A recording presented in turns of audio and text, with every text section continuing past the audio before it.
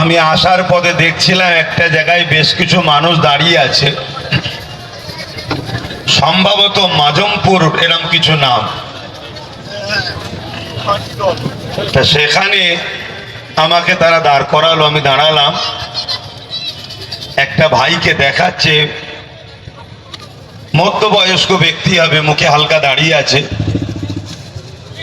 সে নাকি এই প্রোগ্রামে আসছিল বলে তাকে নাকি ধরে মারধর করেছে, খারাপ ব্যবহার করেছে। তাহলে আজকে স্বাধীন ভারতবর্ষ হয়েছে ৭৯ বছর। এই ৭৯ বছরে স্বাধীন ভারতবর্ষে দেশ স্বাধীনতাতে সবার অবদান আছে, আমি কাউকে ছোট করে দেখছি না, কিন্তু ইসলাম ও মুসলমানদের অবদান কোনোভাবেই বাদ দিয়ে দেশকে স্বাধীন ভাবাটা কোনোভাবেও সম্ভব নয়। আমাদের অবদান অনেকটাই বেশি। Flashback guys, back to my another new blog video. আশা করি তোমরা খুবই ভালো আছো। সো তোমাদের দোয়া ভালোবাসায় আমিও খুবই ভালো আছি। সো ফাইনালি কিন্তু আজকে যাচ্ছি হারোয়া। ওখানে আসছেন পীরজাদা আব্বাস সিদ্দিকী ভাইজান, আমাদের প্রাণপ্রিয় বড় ভাইজান। তো বড় ভাইজান আসছে মানে মানুষের একটা জনসমুদ্র হয়। তো আপনারা জানেন যে পীরজাদা আব্বাস সিদ্দিকী যেখানে যায় একেবারে মানুষের ঢল, কিন্তু একেবারে প্রচুর পরিমাণে ভিড় হয়। তো আজকে সেই প্রাণপ্রিয় ভাইজানের ভিডিও করতে যাচ্ছি। তবে ভিডিওটা কেমন হয়েছে আপনারা কমেন্ট করে জানাবেন। এখনও পর্যন্ত যারা সাবস্ক্রাইব করেনি সাবস্ক্রাইব করো। তো ফুল ভিডিওটা দেখতে থাকো। A few moments later.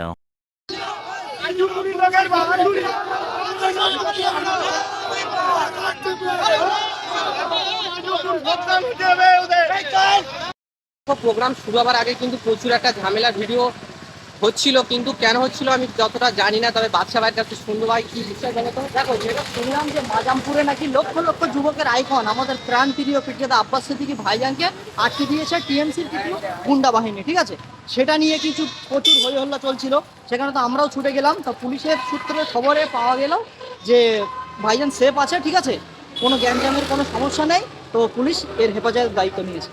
তো বাদশা ভাইয়ের সঙ্গে অনেকদিন পর দেখা হয়েছে, আর এই ঝামেলার মধ্যে দিয়ে খিদেও পেয়েছে। তো ভাই কিছু একটা খাওয়া চলো কিছু খাওয়া যাক, হোটেলে যাই, গিয়ে চাউমিন বলো পকোড়া বলো যেটা হোক খেতে হবে। তো চলো খেয়ে নিয়ে একটু গায়ে তো জুত রাখতে হবে, যেহেতু ভাইজানকে যদি আবারও আটকানোর চেষ্টা করে তখন আবারও যেতে হবে, কিছু করার নেই, যেহেতু আমাদের প্রাণ প্রিয় ভাইজান। অবশ্যই আমাদের নার্ভাস হলে হবে না, মনটাকে শক্ত রাখতে হবে, তাই তো নাকি? হ্যাঁ, তো চলো আর ফুল ভিডিওটা দেখতে হবে, আশা করি খুব ভালো লাগবে।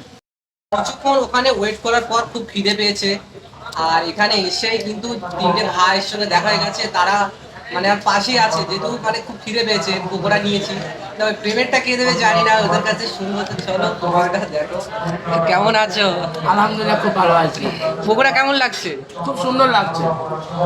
বাদশা ভাই কেমন আছো? দারুণ দারুণ, পকোড়া কেমন লাগছে? খুব ভালো। ফার্স্ট টাইম ভাই পকোড়া খাওয়ালো, ঠিক আছে? তো আমি আল্লাহর কাছে দোয়া করি যে আল্লাহ যেন ভাইকে অনেক অনেক ভালো রাখুক, ঠিক আছে? আল্লাহর রহমত ভাইয়ের প্রতি বর্ষিত হোক। পেমেন্টটা কে তুমি দিচ্ছ না ভাই দিচ্ছে? এটাও আশা করি ভাই দেবে। আমি দেবো ইনশাআল্লাহ, আমি দেবো, চিন্তা নেই। পেমেন্টটা ভাই দিয়ে বলছে। ভাই কেমন লাগছে? তো ফুলটুটা দেখতে আশা করি খুব ভালো লাগবে। আর এখন খাওয়ার সময় খেয়ে নিই, আর ফুলটুটা দেখো, আশা করি খুব সুন্দর ফুল গাছ।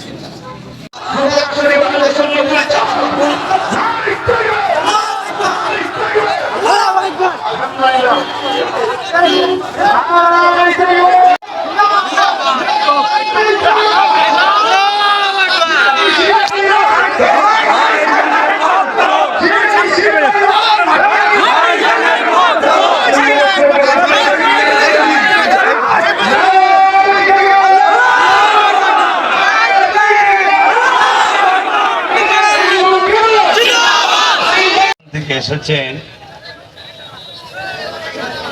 প্রত্যেকেই নিশ্চয়ই অবগত হয়েছেন কি বিষয়ে আজকে আমরা একত্রিত হয়েছি। এটা কোনো রাজনীতির প্রোগ্রাম নয়,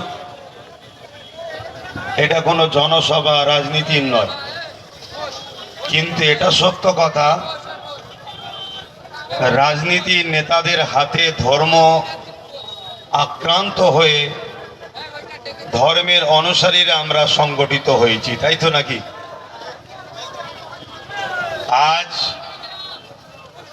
রাজনীতির মানুষদের উদ্দেশ্য দেশ চালাবে, দেশবাসীকে দেখবে, শিক্ষা, স্বাস্থ্য, কর্মসংস্থান, বেকারত্ব কি করে দূর হবে, এগুলো বাদ দিয়ে বিশেষ করে ইসলাম ধর্মকে টার্গেট করেছে। আপনারা যে যেখানে আছেন আর আগিয়ে না এসে ওখান থেকে একটু মন দিয়ে শোনেন। এই ইসলাম ধর্মকে তারা টার্গেট করেছে। ইসলাম ধর্মকে টার্গেট করার পিছনে কিছু কারণ আছে। এই কারণটা আমি একটু প্রথমে বলি, আর তার আগে আরো একটা কথা বলি। আমি আসার পথে দেখছিলাম একটা জায়গায় বেশ কিছু মানুষ দাঁড়িয়ে আছে, সম্ভবত মাজমপুর এরকম কিছু নাম। তা সেখানে আমাকে তারা দাঁড় করালো, আমি দাঁড়ালাম। একটা ভাইকে দেখাচ্ছে, মধ্যবয়স্ক ব্যক্তি হবে, মুখে হালকা দাঁড়িয়ে আছে।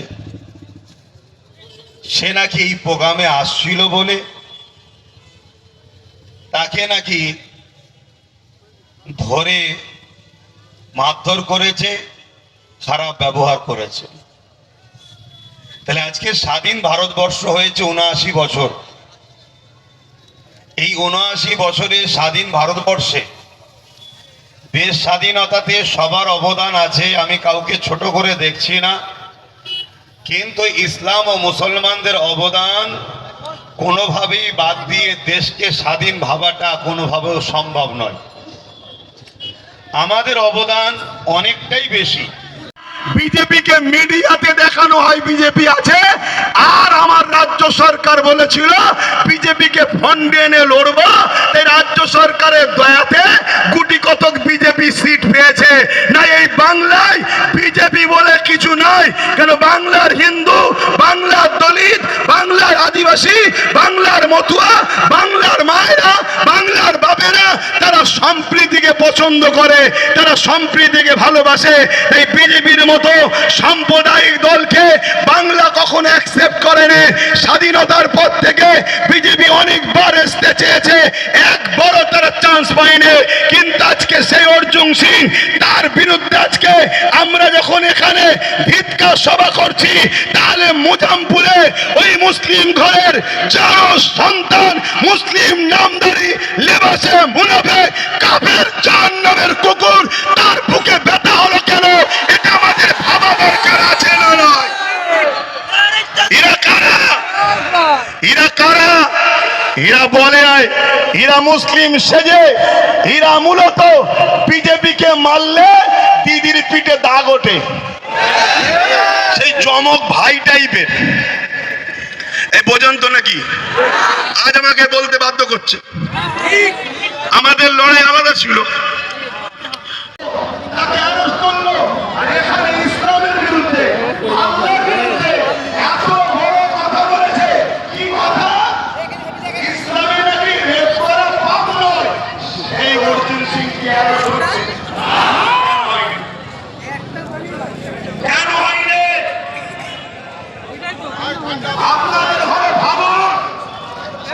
আমি ওই বক্তব্যটা বলেছিলাম, একটু সময় নিচ্ছি না, 2 মিনিট বক্তব্যে বলেছিলাম যে আল্লাহ নবী বলেছে অন্যায় দেখলে হাত দিয়ে রাখো।